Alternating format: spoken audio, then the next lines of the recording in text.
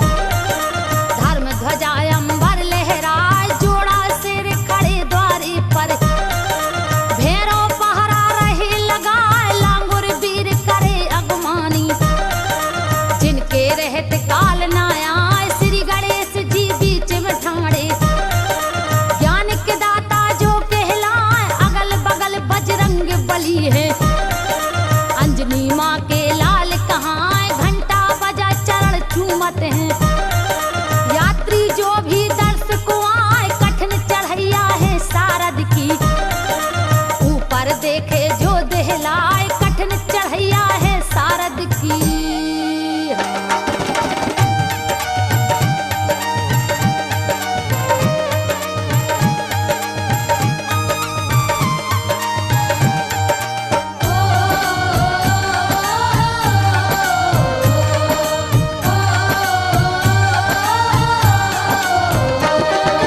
कठिन चढ़ैया है सारद की, ऊपर देखे जो दहला, चढ़ चढ़ सीढ़ियां शाम सवेरे, नर नारी दर्शन को जाए, मनोकामना पूर्ण करती, मैहर बसी शारदा माय, कोटन बाना गढ़े भुवन में, जिनका काल रूप कहलाए, बजे नगाड़े धूम धाम से, मैया मंद मंद मुस्काए, नरसिंह दाए अंग विराजे, महावीर बजरंग कहाँ, पूजा करे पुजारी पंडा, जगदम्बा को ध्यान लगाए, अजब कला है इस मंदिर में, जहाँ पर बैठी शारद माँ, अजब कला है इस मंदिर में।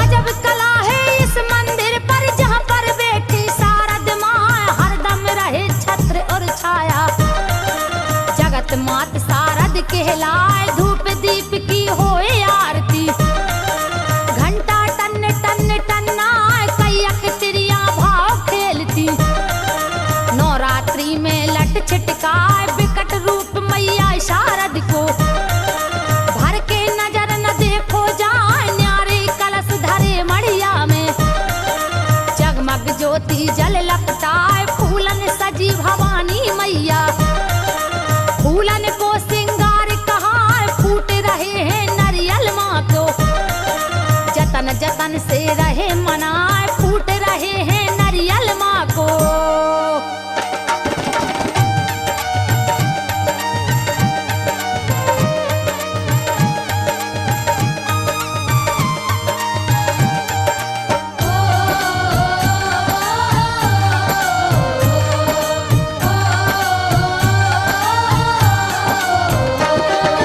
मैहर वाली शारदा माँ ने बिगड़े गए हैं काम बनाए, जब जब विपत परी आल्हा पे, माताया के भाई सहाय, तो है संक्षेप कहानी, जो हम तुमको रहे सुनाए, बात पुरानी समझे ज्ञानी, भक्तों सुनियो ध्यान लगाए, माँ शारद ने नर आल्हा को, सपना दिया एक रात दिखाए, दर्शन देकर शारद बोली, आल्हा सुन ले कान लगाए, मैं हूँ शारद कहती तुझसे, इसमें झूठ जरा भी ना, जो भी अयोध्या काट के गर्दन, मुझको देगा भेंट चढ़ा, जो भी योद्धा काट के गर्दन।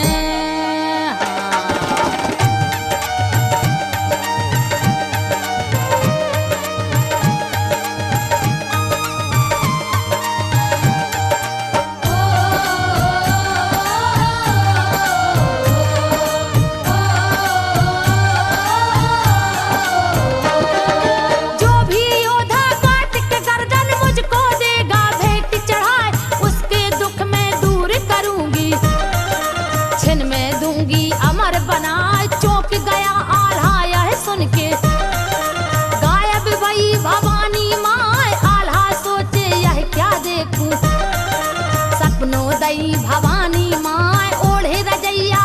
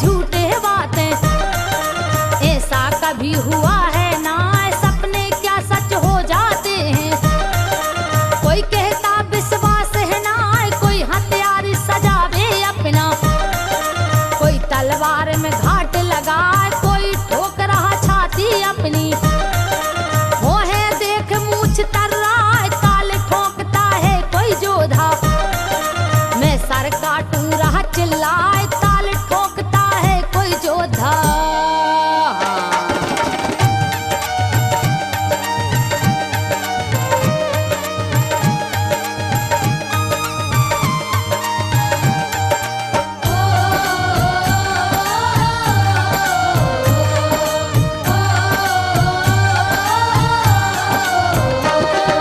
बहुतक जोधा हिम्मत हारे को रहीता और रही दिखलाए, शीश चढ़ाने शारद माँ को अपने लिए हथियार उठाए। धक धक छाती हो बे सबकी, एक दूजे से रहे बतियाए, कौन पड़े आल्हा की बातन। हमको तो विश्वास है ना जिसकी मौत होए अटकारी, कोई शारद को शीश चढ़ाए, पीछे हट गए बड़े बड़े जोधा। हिम्मत आगे बढ़ती ना, तब मन मान गई आल्हा की। घोड़ा चढ़ा बना फरराय, कर स्नान रहो गंगा में, गड़ुआ भर जल रहो डराय, कर स्नान रहो गंगा में।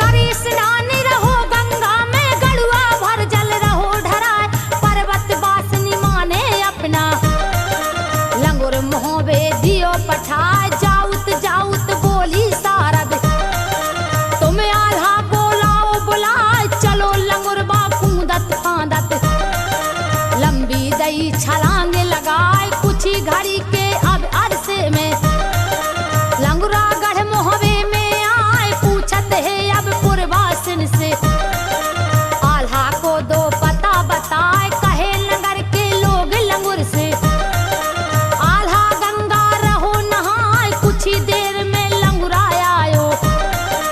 आल्हा आल्हा टेर लगाए, कुछ ही देर में लंगुरा आयो।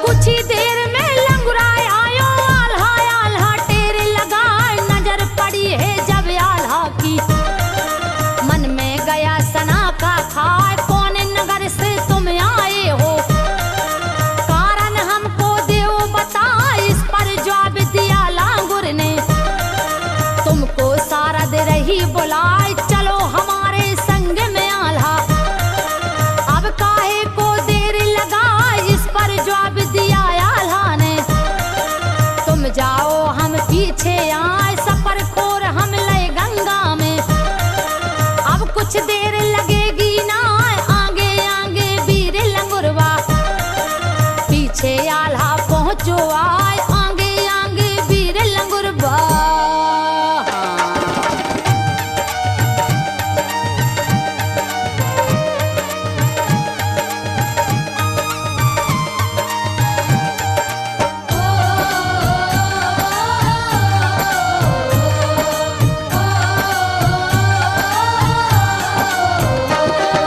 बंद किवरिया भई शारद की, आल्हा जिस दम पहुंचो आए, वचन दिया था जगदम्बा ने, कौन चूक भई मुँह से माए, दर्शन दो माँ आदि भवानी। आल्हा गया दुख में छाए, आसन लगा लई जंगल में, तप करने को बैठा आए, घोर तपस्या की शारद की। सोचे मन में ध्यान लगाए, फिर भी दर्श मिले ना माँ के, वीर तपस्या से जग जाए, काट लई आल्हा ने गर्दन, भेंट माई खे दई चढ़ाए, दिलकारी हंसी भवानी, हो गई खुशी भवानी माँ, दिलकारी हंसी भवानी।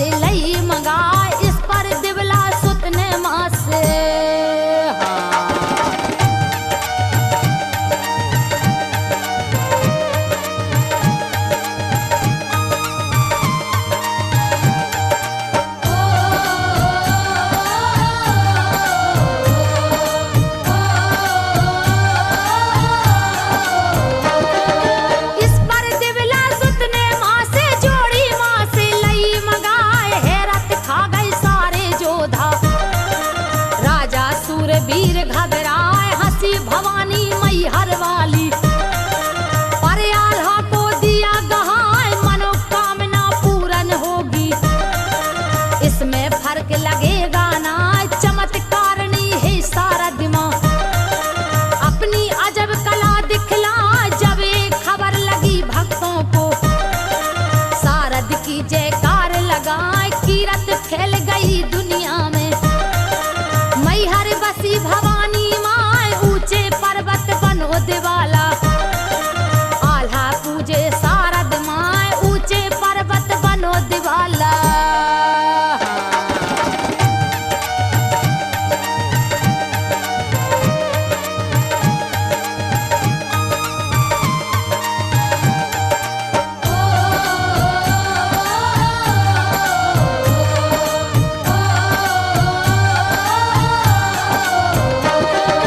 पहले तो जंगल जंगल था अब तो स्वर्ग सजाम दिखाए। बहुत पुरानी बात है भैया ऐसा ही सुनने में आए मात शारदा की ये महिमा। सुने आल्हा में रही सुनाए मध्य प्रदेश जिला सतना में। मैहर प्यारा गांव कहा है पंचायत आर कंडी में।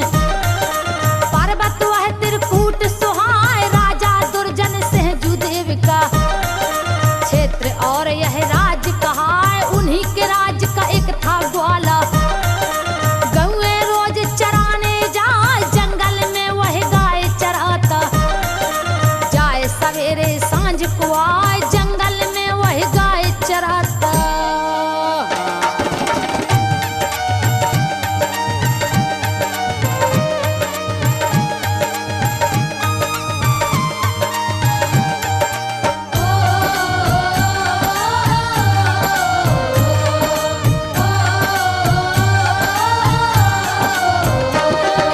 जंगल में वही गाय चराता जाए सवेरे सांझ को आए। था घन घोर घनाया है जंगल। दिन में भी दहशत रही छाए घोर अंधेरा उस जंगल में। डर बांधी आवाजें आए एक दिन ग्वाला ने क्या देखा। रंग सुनहरी गैया आए खिरका की गलियों में आकर। गाय सुनहरी भी मिल जाए दिन भर चरती सांझ की बेरा। चलत समय गायब हो जाए ग्वाला सोचे किसकी गैया। मैं फोकट में रह चराए कल मैं इसके मालिक से अब। चरवाई मांगूंगा जाए कल मैं इसके मालिक से अब।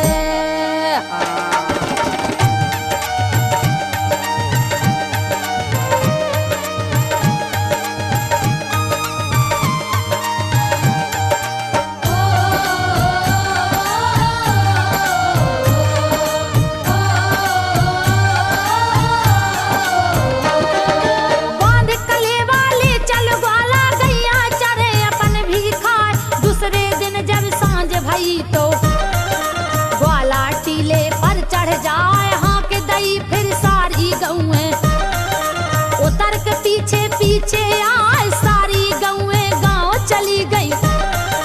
ग्वाला ने लई रटन लगाए रंग सुनहरी थी जो गैया। लीला करी शारदा माँ आगे गैया पीछे ग्वाला। बियाबान में बढ़ती जाए कहीं छुपे कहीं आगे चल के। फिर ग्वाला को पड़ी दिखाए गैया चलते चलते सुन लो। घुस गई एक गुफा में आए गैया चलते चलते सुन लो।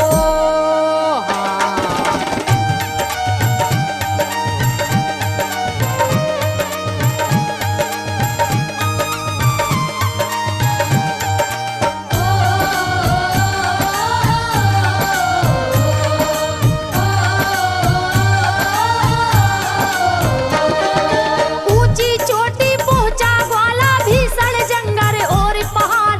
गाय के घुसते ही सुन भैया हो गए बंद गुफा के द्वार। बैठ गया ग्वाला द्वारे पर अपने मन में करे विचार। डरवादी आवाजें आती लगने लगा वहां अंधियार। कहता ग्वाला चाहे जितना करना पड़े मुझे इंतजार आज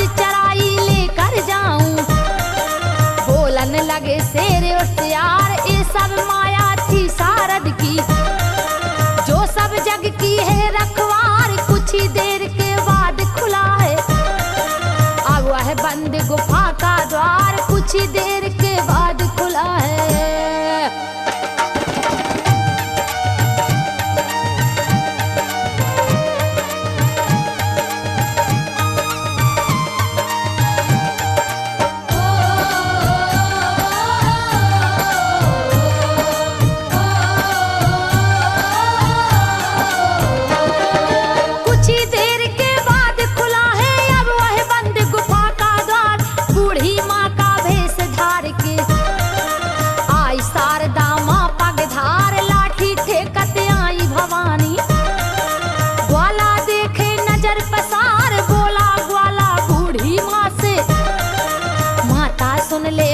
हमार रोज रोज में तुभरी गैया जाऊं चराने घने पहाड़ मिल जावे कुछ मोह चराई उई में उपनो करो गुजार नहीं तो पेट भरे या कैसे।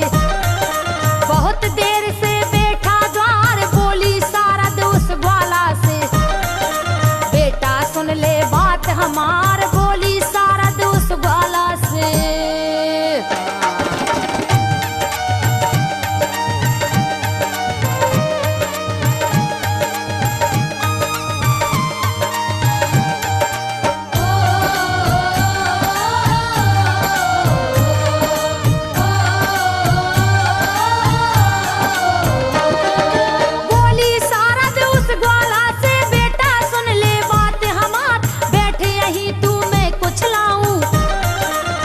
चिंता करता बेकार गुफा के भीतर गई शारदा जवा लए सूपा में धार सूपा लेकर हाथ में आई ग्वाला से कहे वचन उचार एले बेटा तेरी चराई अब तू घर जा होई अवार बोली शारद फिर ग्वाला से खतरा वाला ये पहाड़ अब मत आना कभी अकेले सुन चित में धार इस पर जवाब दिया ग्वाला ने जब ये खतरा जंगल आए इस पर जवाब दिया ग्वाला ने।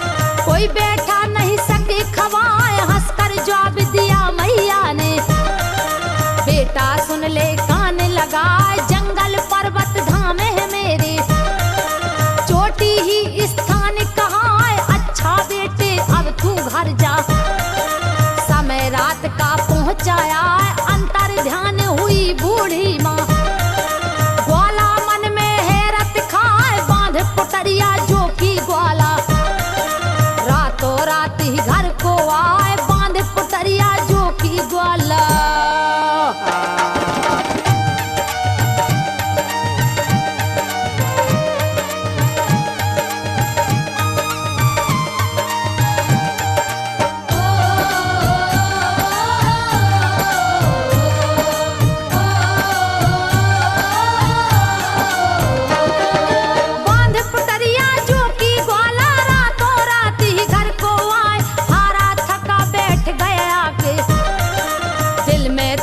तसल्ली आए खोल पुटरिया जैसे ही देखा हीरे मोती रहे चमकाए देह सत भर गई है देखत ही ग्वाला चकाचौंध हो जाए रात कटी जब हुआ सवेरा राजा के ढिंग पहुंचाया भरी सवा राजा की बैठी ग्वाला ने लिया माथ झुकाए कही हकीकत बूढ़ी माँ की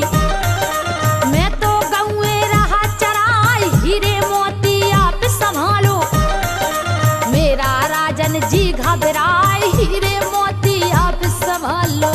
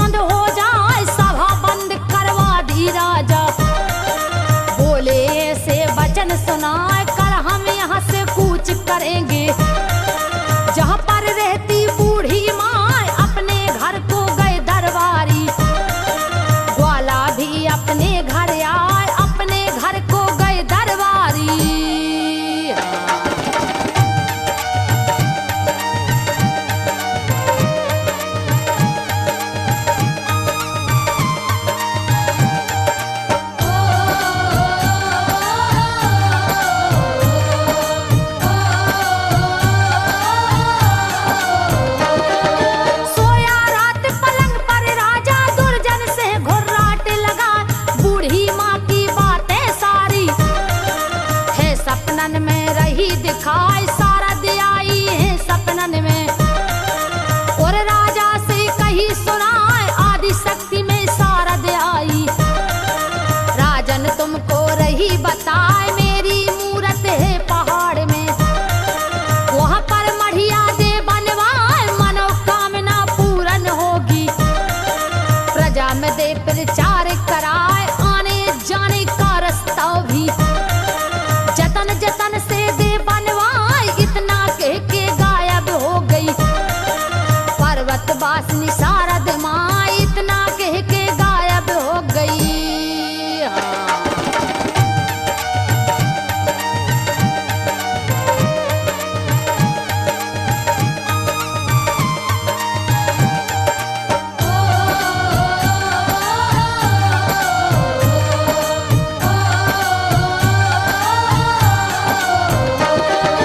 इतना कह के गायब हो गई पर्वत वासिनी शारद माँ। भोर भई ग्वाला को लेकर राजा चाकर लिए लेवाए, आ पहुंचा है पर्वत नीचे। झाड़ पेड़ियां दई कटवाए, आ पहुंचे हैं संकट झेलत। जहाँ पर बैठी